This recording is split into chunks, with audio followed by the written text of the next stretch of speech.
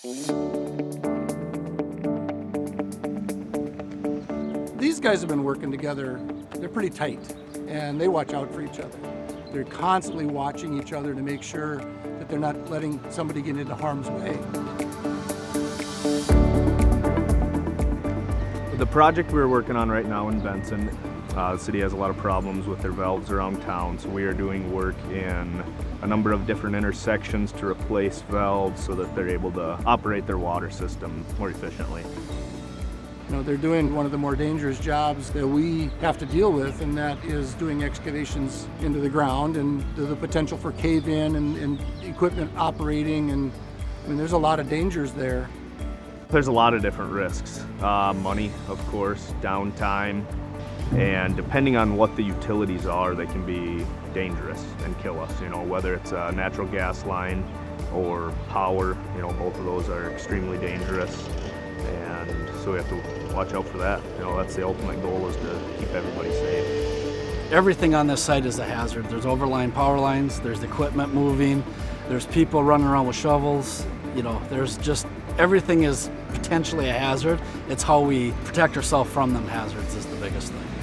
So I try to get a broad overview of a job site when I come on. I try to look and see kind of what's going on, where the equipment's moving, trying to figure out where the hazards are, making sure I'm not standing in the way of anything. And then, you know, we've just got our highlights that we hit. We're looking at fall hazards, we're looking at struck by hazards, working around mobile equipment. Today we're on an underground crew, we're looking at trenches and excavations. You know, we've got a list up in our mind that we're looking at. We're just seeing, hey, are we compliant in this? Are we safe? And just really making sure that the guys and gals out there are doing it the safe way.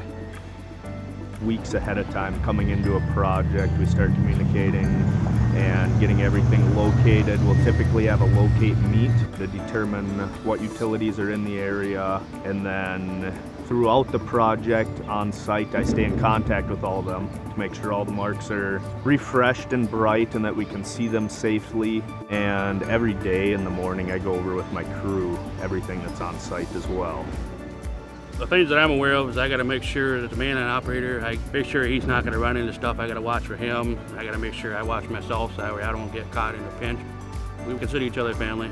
We watch for each other and, you know, make sure that none of us get hurt. We've got 4 teams, I think, that actually do underground work, excavation operations, and it's important that we do things right because you only get one chance. If something goes wrong and we've got an employee down in a hole, 9 times out of 10 that's a fatal accident. So there are things that we do and things that we teach and things that we talk about that actually prevent those types of things from happening.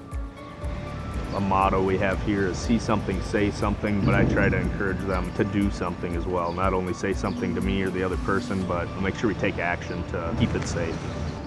The company has given us what we need to stay safe and encourages us to be safe.